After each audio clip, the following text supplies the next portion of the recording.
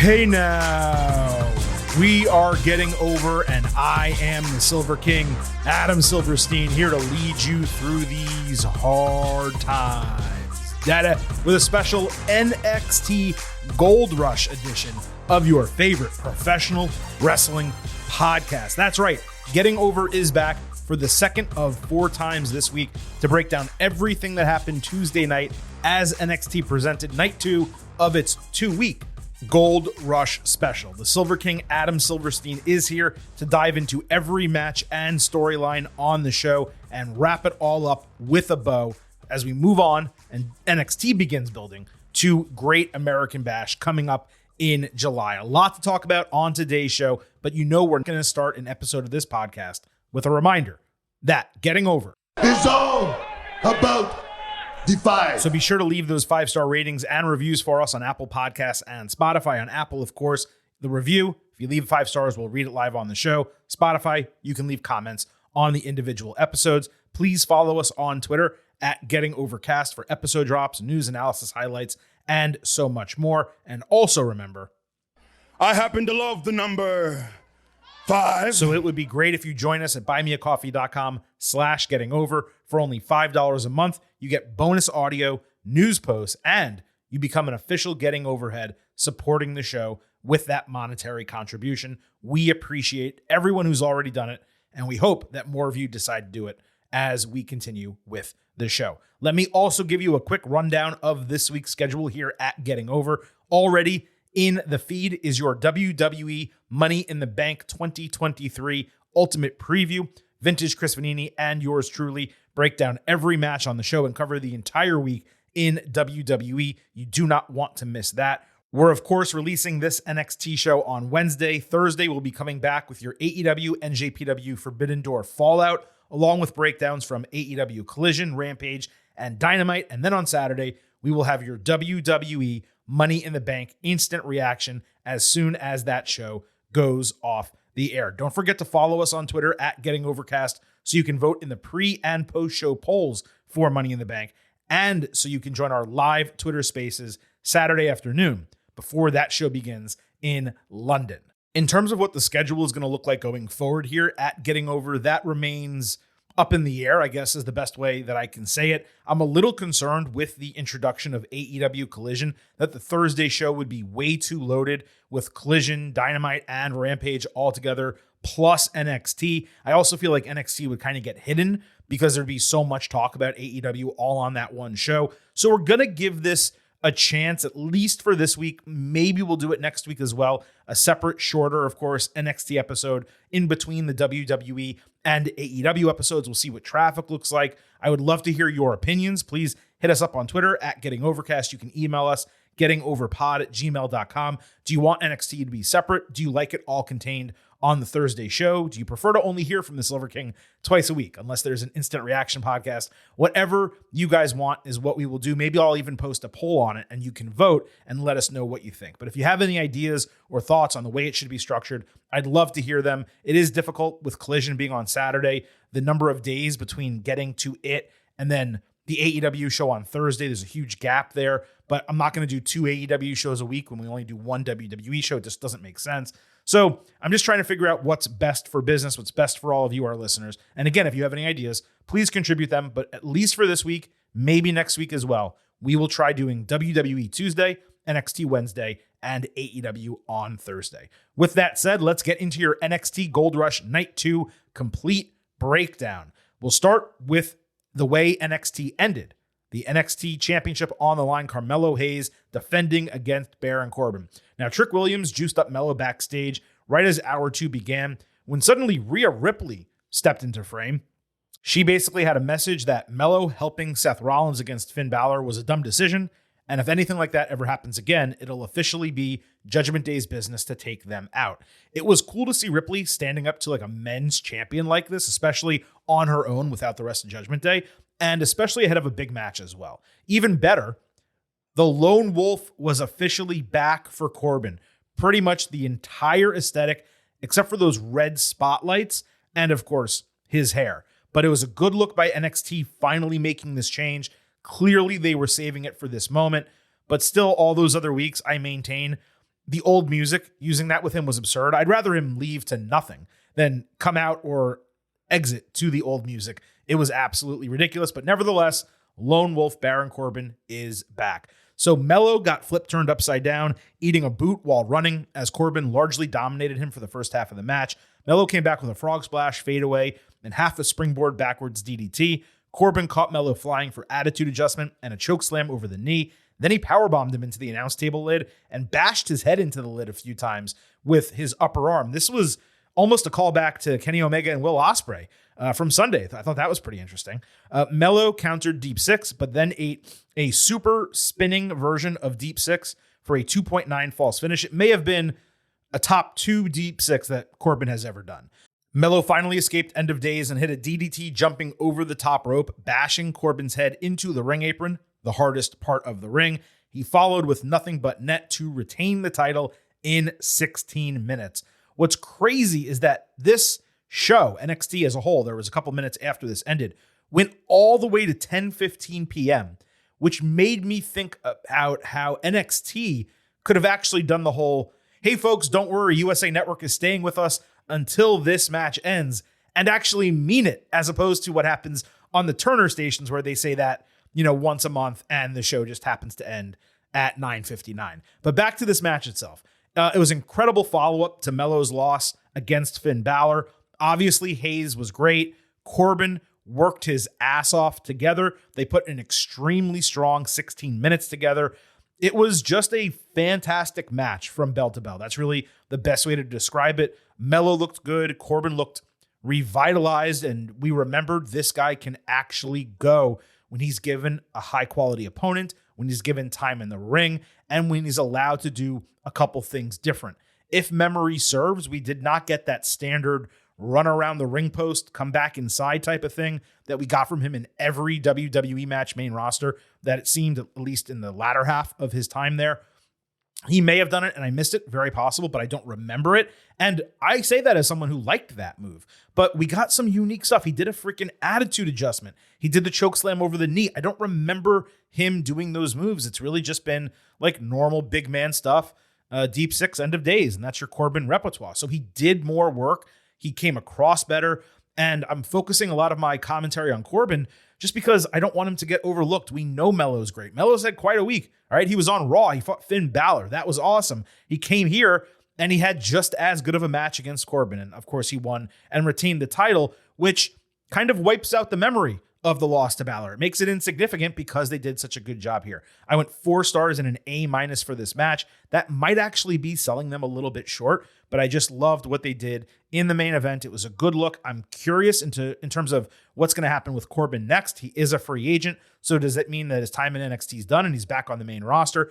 I hope not. I would love to see Corbin in NXT at least through Great American Bash.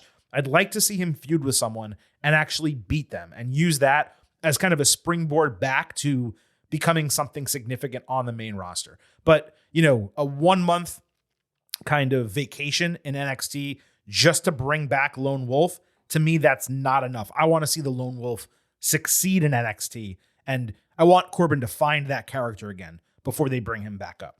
Now, NXT ended moments after this match, and the last thing that we got was actually Braun Breaker screaming at Shawn Michaels in his office. We didn't see Shawn, saying that he's beaten everyone, there's nothing left, and nobody can control him. He then screamed at the cameraman and who asked him what happened there, saying everyone will find out next week on NXT. So we got a nice cliffhanger. To say that Breaker is better as a heel is a massive understatement. I'm curious to see where this goes because it did seem like Ilya Dragunov was the next feud for him. Now, maybe HBK will bring some individual main roster talents down to fight Breaker rather than him being the one getting called up. But he lost to Rollins, so it's strange that he's throwing a fit saying he's beaten everyone when, again, he hasn't. Ilya Dragunov is an example of one person he hasn't beat. Here's another, Dijak. I mean, I can keep going. There are plenty of people in NXT he has not fought. And again, I just don't feel like a rushed call-up for him to the main roster makes any sense. So I want to see Breaker in NXT. Yeah, have him break skulls. Have him take out the entire roster and then call him up. Maybe after SummerSlam. But I would save it. I would maybe do it at the Royal Rumble if I was WWE. Now, speaking of him, Dragunov got a promo package where he basically talked about being a straight up badass who doesn't let pain affect him. He said his mind and spirit are unbreakable and will continue to be in the face of Braun. Solid here. It made him look cool as hell. The Women's Championship, Tiffany Stratton against Thea Hale, opened NXT. Duke Hudson, Drew Gulak, and Charlie Dempsey were all ringside. Stratton quickly broke a Kimura lock, hitting her double back handspring elbow, a running double stomp, and a sit-down Liger bomb. The heels pulled the bottom rope away from Stratton while Hale had her in like half of a Kimura, so she released it and yelled at them. Gulak jumped on the ring apron to yell at the referee. Hale put the Kimura back on Stratton and actually forced her to tap out with no one really seeing it. Then she argues with the ref, and Stratton rolls her up with leverage to retain the title in 9 minutes. The heels yelled at Hale after the bell, so Hudson went over and got attacked by them, with Gulak seemingly saying that it's her fault. That led to the return of Andre Chase to a huge pop as he and Hudson cleared the deck. Okay, few things here. Gotta say, I was kind of shocked that they had Stratton tap out a second time. It's one thing to submit in like a non-match where it's a prelude to it and it's a confrontation segment, and it doesn't really matter if you tap out. But when you're in the ring and it's actual competition, what they just showed us is that Stratton would have lost to Hale if it wasn't for the referee. And I don't know that it was necessary. I mean, Stratton just became champion and she's not that heelish. So it hurts her. Now, it looked good for Thea, don't get me wrong, but I thought it hurt Stratton for them to book it that way. I didn't find that to be necessary. This was super fluid, the match. Really natural, both of them in the ring. Good storytelling and character work. Solid booking across the board. And the return of Chase went over extremely well. I would love to see Gulak and Dempsey recruit a woman and actually like train her and have her be part of what they're doing, their wrestling school, so they can do a real 6-person mixed tag rather than just a tag team battle almost over the education of Thea. Like, okay, that's fine, but I would love to see those guys recruit someone. I think that would be a much more interesting version of the story. We'll see what they ultimately wind up doing. But otherwise, successful. 3.5 stars B. And that's a good grade for this. Again, Thea is a total neophyte, and Stratton's only been doing this for a couple of years. So to be able to put on a match that quality with some good storytelling, rehearsed or not, I don't care. It was still good. That's a credit to both of them. Tag Team Championship, Gallus defended against Idris Enofe and Malik Blade. The champions wondered backstage where Joe Coffey was at, agreeing to find him and take out Stax after the match. Angel Garza and Humberto Carrillo watched from the crow's nest, but they didn't really factor into this in any way. Enofe slipped off of Mark Coffey's back when he tried to do, I think it was a jump splash on Wolfgang, but Coffey was kind of standing rather than crouched on the ground. So I don't know how they expected that to work. The Faces had an assisted neckbreaker drop and a stereo top rope move. So one did a splash, one did an elbow drop for a broken fall. Stax appeared set to attack Coffey, it seemed, when the referee was distracted with Wolfgang stuck in the ropes. But instead, Coffey dodged him with Stax ramming Enofe into the steel steps. Then he actually picked him up and rolled him into the ring to help Gallus, which hit their finisher and retained the titles in 13 minutes. Now, it seemed purposeful in that moment that Stax attacked Enofe, but it didn't seem like he was doing it to help Gallus, but rather to retain the titles. That way he could go after them. And that obviously created some intrigue. The match itself was solid but unspectacular. I wouldn't say Enofe and Blade had their profile raised by it. The botch was rough. Gallus, they just remain uninteresting champions, as we've said. I really want Garza and Carrillo to hold those titles. So Joe Coffey later visited Tony D'Angelo in jail. He wondered how Coffey got away from Stax, catching himself saying that because he almost incriminated himself that he knew of the abduction that happened on TV last week, I should say. So Coffey explained, Stax has ambition and a mind of his own, claiming he sold Tony out. Then he played audio of Stax from last week, telling Joe to lay low for a week so he can replace Tony and become the underboss. Later on Twitter, Stax retweeted the segment saying, I'm running these streets now, the new dawn of NXT. And he also changed his profile description to the new dawn of NXT hashtag free Tony D. Why that would still be there doesn't totally make all the sense in the world when you combine them. I gotta say, though, they have taken a storyline that I was moderately interested in. They quickly made it pretty intriguing. Now we have 2 instances where we are to believe Stax is turning on D'Angelo and helping Gallus. Now, whether that comes to fruition, we'll see.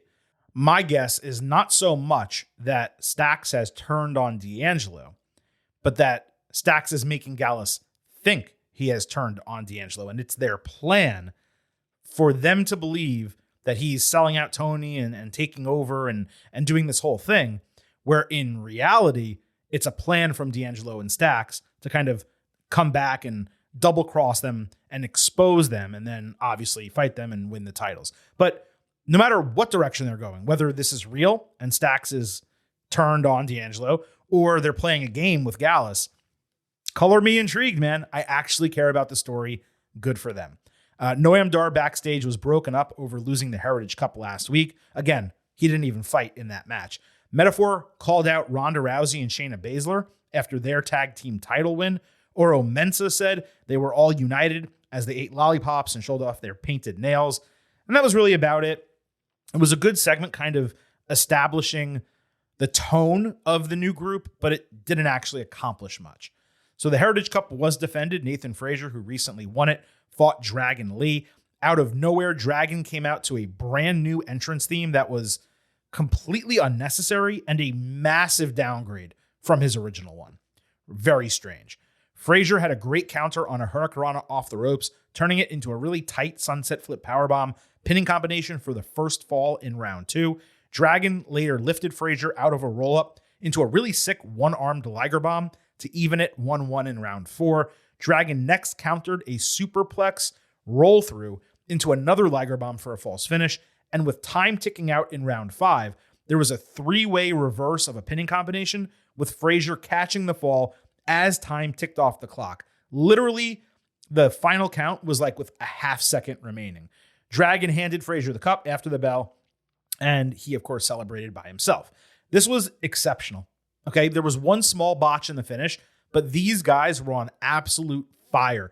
I seriously could have watched them go for another 30 minutes. I think this went about 15. I could have watched them go for 45 minutes.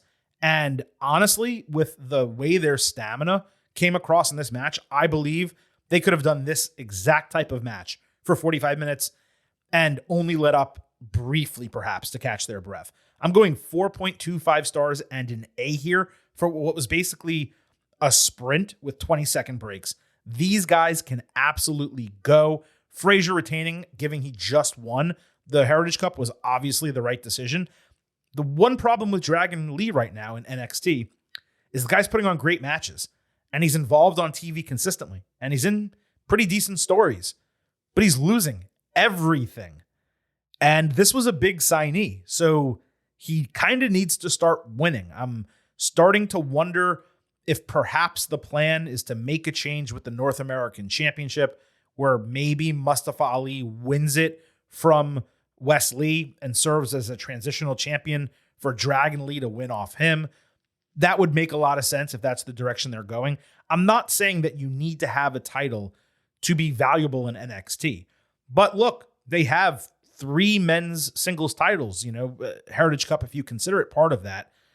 And I'm not saying Dragon Lee needs to necessarily hold one, but he needs to be winning enough matches where he's at least considered a contender for all of them. And right now he keeps kind of getting these opportunities, but he loses every single time. He needs to kind of win something at this point, or he shouldn't be continuously challenging for them. That's really what I'm getting at. But Dragon Lee's been super impressive. Nathan Frazier right now is on track to be a big time star in WWE. They just got to figure out the character, and this whole Last Week Tonight ripoff that they're doing is not it. So if they can get him a character, sky's the limit for this guy. Mustafa Ali got into it with Wesley and Tyler Bate backstage, saying he called their match down the middle, even including the fast and slow counts. And that is kind of true. He kind of screwed them over equally in that match. It was friendly but contentious, that conversation. Bate particularly complained with Ali, pointing out that they both agreed for him to referee, and that's what they got based on that agreement. Instead of a Bate rematch, Ali wanted a chance at the title himself. So Bate offered to be his special guest referee. Ali declined that, of course, and they argued, with West kind of just deciding to walk away from everything. Now, it made sense as a continuation of the story. I'd have liked to have gotten something a little bit more definitive kind of coming out of it, but there's not that much of a rush. We're getting Ali and Bate next week, one-on-one. I assume that's going to serve as like a de facto number one contendership. And if that's the case, then perhaps we get Ali and Wesley for the title at Great American Bash. We got a full clip package from Raw Underground ahead of the Eddie Thorpe, Damon Kemp match next week. Then we saw Gable Steveson showing Thorpe pictures of his brother before they trained. They kept making veiled references to Gable knowing him, but they kept staying away from sharing that Damon is actually his brother, Bobby Steveson. It ended with Thorpe asking Steveson to get his back next week, with Gable agreeing because he'll have a chance to wave to Damon's parents. Again, it's just so strange that they aren't addressing the brotherhood despite thrusting Steveson into this storyline on purpose. Though, look, maybe that's the idea, is they're teasing it and the quote-unquote smart fans, the IWC, all know, and they're like, why aren't they just saying it? And then they actually give it to us next week where Gable turns on Eddie and teams with Damon, and maybe they actually change Damon's name to Bobby Steveson. I don't know exactly what they're going to do, but it would make sense that they're hiding it now to then deliver that next week. Otherwise, it's just super frustrating. There was a Schism family meeting called by Ava to work out all the group's issues. Jagger Reed was dressed like James Drake used to be dressed, saying he and Rip Fowler put their trust in Joe Gacy to help their careers, but it's been the opposite. They've actually been helping Joe's career. Gacy pointed out how Reed never got to speak when he and Fowler were just a tag team on their own. Fowler said Gacy keeps flipping from inclusive to exclusive to inclusive, and they're beginning to realize who they really are. Gacy said inclusivity is what brought in Ava and accused them of never being fully bought into the mission. Diamond Mine interrupted, saying Fowler and Reed don't want to be there. They don't want them in NXT, so they should hurry up and leave so Schism can implode. Gacy therefore booked the Creed brothers versus Dyad in a loser leaves NXT match next week, with Fowler and Reed seemingly angry about that. Later backstage, Dyad argued with Ava that Gacy was at fault for again making a decision without their input, and they promised to make him pay if it went sideways.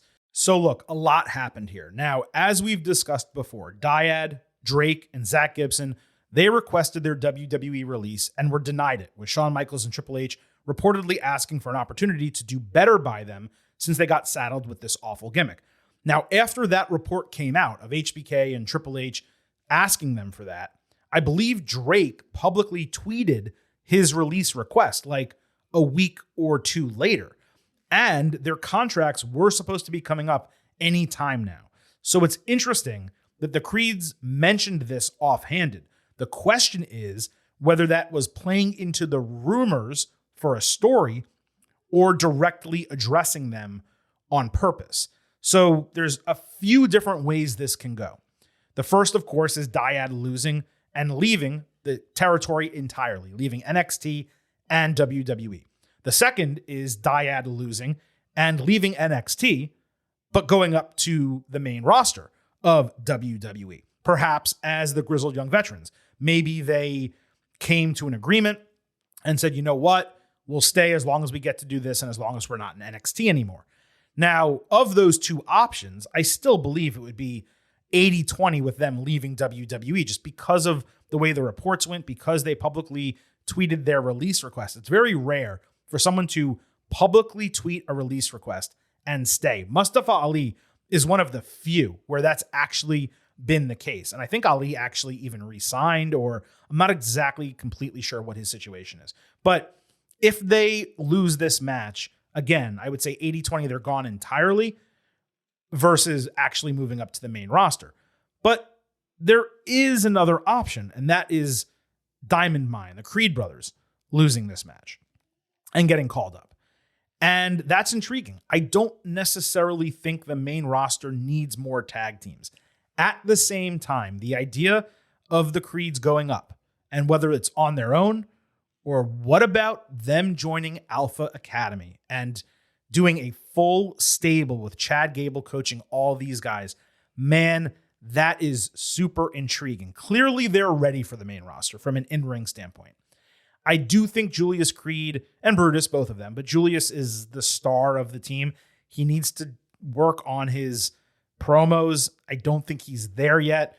Again, sometimes it's just trial by fire, right? Braun Strowman got called up to the main roster without, I don't think, wrestling a single match or appearing facially I don't remember if he wore a mask when he was part of Adam Rose's Rosebuds or not. He was doing that for a while, but he never wrestled and he didn't really know. He was green, is my point. He was a neophyte when he got called up to the main roster, and it was rough at the beginning and he figured it out. And these guys are way more advanced than Strowman ever was when he was in NXT. So if you call the Creeds up, it could definitely work. My biggest concern about calling the Creeds up is not bringing Ivy Nile as well. I think it was just last week on this show where I made a very clear statement that they need to stay together. They're a great brother-sister type of team, even though she's not really their sister. It just works so well, their relationship with each other. And being able to get that on the main roster, a lot of people would buy into them. So Ivy doesn't get to wrestle a lot. When she does, she's not nearly as far along as the Creeds are. My biggest concern, again, is them getting called up and her being left behind. But if they do lose this match, that would be interesting. It'd be them swerving us. Then the question is, okay, so the Creeds are getting called up. What actually does happen with the dyad? Are they still on their way out of the territory? Did they perhaps re-sign? Are they going to stay but break up from Schism and become Grizzled Young Veterans again? There's a lot of intriguing stuff here, and I'm really interested to see what goes down. But let's just remember, I said a year ago when these guys showed up as dyad that it was a horrendous gimmick, completely doomed to fail, and a total waste of their talents. And here we are, exactly 12 months later, almost exactly 12 months later, with these guys potentially on their way out of WWE entirely, and at a minimum, having requested their releases. Such a shame, such a waste of talent if they can't move on from this gimmick or leave the territory or whatever the case. And I can't believe that when Triple H took over creative all those months ago, one of his prime focuses in NXT, saying to Sean, hey, you gotta get these guys out of this stupid dyad gimmick and make them the Grizzled Young Veterans again, or at least do something else with them. So we'll see if they leave. We'll see if they're using this as a swerve to get the Creeds up to the main roster. And then if that does happen, whether dyad eventually leaves anyway. But color me intrigued. This is another piece of booking here where, like with the D'Angelo family and Gallus, I may not necessarily love the individual pieces, in this case Schism, but I am intrigued by the storyline. And Shawn Michaels continues to do a great job from a booking standpoint. Gigi Dolan fought Kiana James. Kiana failed using her bag as a weapon, so Dolan ducked and hit her with that abdominal crucifix bomb type finisher for the win. James attacked with the bag after the bell. Then she unzipped it to reveal 2 cans of paint that she dumped on Gigi. At least they were orange and blue. Go Gators. It was an okay match with an okay finish and an okay post-match. Just not really that enticing. Gigi needs to work with women who can match her in-ring skill. And the idea of Kiana James dumping paint on her because Gigi's an artist, it's what are we even doing here? It was stupid. Mr. Stone eventually found Von Wagner while looking for him backstage. Wagner had his head in his hands talking about the traumatic photos and his family having to see them again or something. It was supposed to be him upset about last week, but they didn't exactly explain why. He chose to speak on it last week. It was horrendously acted by Vaughn. Literally one of the worst things that Come Tuesday has ever done. And again, I just get those vibes from him of this is not going to work and you can keep trying, but unless you find something maybe with comedy, then this guy is a serious performer. He just doesn't have the acting chops to pull it off. Lucian Price and Bronco Nima were playing football in the hood during a vignette reminiscing about their childhood and how their football careers got short. They were focused on rekindling their brotherhood and dominating NXT. Hank Walker and Tank Ledger watched on an iPad, putting them over, with Axiom and Scripps also there. Axiom insisted that he was not a tag team with Scripps when Nathan Frazier walked by and Axiom eyes fully fixated on the Heritage Cup. That was a nice combination of storylines and personalities all kind of integrating here. There's no doubt that Price and Nima, they have something extremely different that they can bring to the table, both from a look and a physicality standpoint. But I'm curious to see if they can actually go in the ring. That's going to be the key part to the entire thing. By the way, speaking of big guys who are curious whether they can go, they introduced Obafemi a month ago, and he was supposed to be one of 3 names that were going to be featured on the show, and he's nowhere to be found. What happened to Obafemi? I liked him. He made a huge impact. Guys disappeared.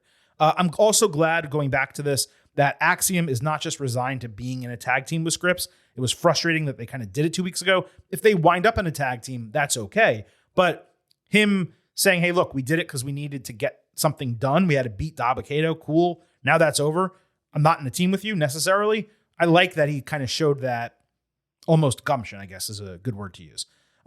Dana Brooke was icing her knee in the training room when Kalani Jordan introduced herself, saying Dana inspired her. She's a gymnast like Dana used to be, but Kalani was more of a collegiate gymnast.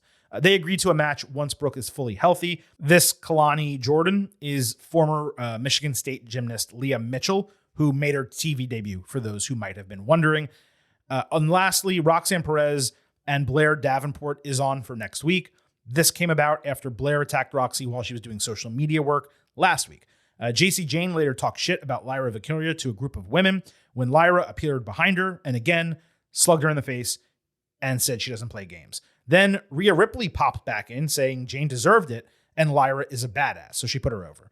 Nice storyline continuation all around, but not that much else to kind of chew on coming out of this.